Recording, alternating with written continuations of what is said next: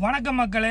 So தமிழ்நாட்டுக்கு நல்ல காலம் பிறக்குது வந்துக்கிட்டு இருக்கு அப்படின்னு தான் சொல்லணும். எதை வச்சு சொல்கிறோம் அப்படின்னு பார்த்தீங்கன்னா, அதாவது இப்போ தான் மக்கள் வந்து ஒரு டிரான்ஸ்பரண்ட்டாகவும் மக்கள் வந்து நினைக்கிற விஷயத்த வெளியில் கொண்டு வராங்க. இவ்வளோ நாள் பார்த்தீங்க அப்படின்னா எல்லா விஷயத்தையும் பேச முடியாது, இந்த அளவுக்கு வந்து பேச்சு சுதந்திரம் கிடையாது. ஸோ இப்போ அப்படி கிடையாது. ஒரு விஷயம் தப்புனா மக்கள் வந்து தப்புன்னு வெளியில் சொல்ல வராங்க. அது ஆரோக்கியமான ஒரு விஷயம். ரெண்டாவது, பத்திரிகையாளர்கள் அவர்களுக்கு பார்த்திங்கன்னா முழு சுதந்திரம் கொடுக்கப்பட்டிருக்கு.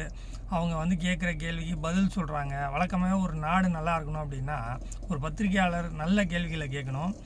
அதை வந்து 3 விதமான பதிலில் ஒரு உறுப்பினர் சொல்லலாம். உலகம் ஃபுல்லாக அப்படி தான் சொல்லுவாங்க. ஒன்று என்னென்னா அதுக்கு வந்து பதில் சொல்கிறது, இன்னொன்று வந்து அது அப்படி இல்லை அப்படின்னு சொல்லிவிட்டு அதுக்கு வந்து விளக்கம் கொடுக்கறது, மூணாவது வந்து நான் இப்போதைக்கு சொல்ல முடியாது, இதற்கு எனக்கு நேரம் வேணும், நான் உங்களுக்கு சரியான நேரத்தில் சொல்கிறேன் அப்படின்னு சொல்லக்கூடியது. ஸோ அப்படி சொல்கிறப்ப அந்த பத்திரிகையாளர் காலதாமனம் கேட்பார். அதாவது எத்தனை நாளில் நீங்கள் சொல்லுவீங்க அப்படிங்கிறத பத்திரிகையாளர் கேட்பாங்க. அதுக்கு இவங்க சொல்லுவாங்க இத்தனை நாளில் நான் பதில் சொல்கிறேன் அப்படின்னு. ஸோ இதெல்லாம் வந்து ஒரு ஆரோக்கியமான ஒரு அரசியலுக்கு ஒரு முன்னோட்டம் அப்படின்னு தான் சொல்லணும். அதே மாதிரி ஒரு டிரான்ஸ்பரண்ட், எது நடந்தாலும் அதை வந்து மக்கள்கிட்ட தெரிவிக்கிறாங்க.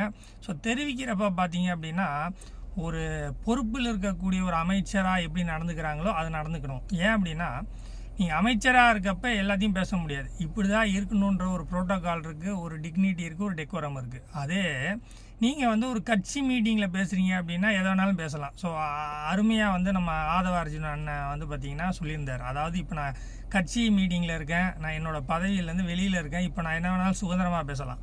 ஸோ இதுதான் ஒரு வளர்ச்சி. நீங்கள் ஒரு கட்சி மீட்டிங்கிறது பார்த்திங்கன்னா ஒரு ஃபன்னாக இருக்கணும். எப்படி ஃபன்னாக இருக்கணும் அப்படின்னு கேட்டிங்கன்னா, உங்களோட கட்சியோட விஷயத்தை பற்றி சொல்லணும்.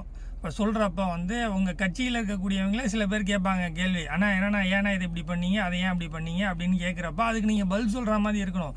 ஸோ பயப்படக்கூடாது. அதாவது ஒரு டிரான்ஸ்பரன்சி இருக்கப்போ பார்த்தீங்க அப்படின்னா நீங்கள் பண்ணுற ஒரு விஷயம் அது கரெக்டாக இருக்கும் பட்சத்தில் நீங்கள் கண்டிப்பாக அதுக்குரிய விளக்கத்தை சொல்லுவீங்க. நீங்கள் டென்ஷன் ஆக மாட்டீங்க. ரெண்டாவது, உங்களை வந்து இப்போ இருக்கக்கூடிய எந்த ஒரு அமைச்சர்களும் சரி, எம்எல்ஏக்களும் சரி, அவங்க வந்து தன்னை வந்து ஒரு மன்னராக மிகப்படுத்திக்கிறது இல்லை. ஒரு பப்ளிக்குடைய சர்வெண்ட்டாகவும் ஒரு மக்களுடைய ரெப்ரசன்டேட்டிவ் என்ன பண்ணணுமோ அதை பண்ணுறாங்க. சரியா? ஸோ இதெல்லாம் வச்சு தான் சொல்கிறோம் நாங்கள் நல்ல ஒரு பாதையை நோக்கி போயிட்டுருக்கிறேன். நிறைய பேர் சொல்கிறாங்க நீ வந்து ஜால்ரா அடிக்கிறியா டிவிக்கு. நான் ஜால்ரா அடிக்கலப்பா, ஒரு நல்ல விஷயத்த உங்களுக்கு கொண்டு போய் சேர்க்குறேன். அது என்ன அப்படின்னா, ஒரு நல்ல விஷயத்தையும் நான் சொல்லுவேன், அதே மாதிரி ஒரு கெட்ட விஷயம் நடக்கிறதுனால அதை பற்றியும் பேசுவோம். ஸோ ரெண்டை பற்றியும் பேசினா மட்டும்தான் ஒரு ஆரோக்கியமான ஒரு நாடாக இருக்க முடியும். ஸோ அதை தான் நம்ம பண்ணுறோம். அதாவது நான் வந்து நிறையா நாடுகளுக்கு போய் பார்த்தேன், இந்த மாதிரி நம்ம ஊர் மாறிடாதா அப்படின்னு. ஸோ அந்த விஷயத்தில் தான் நான் இந்த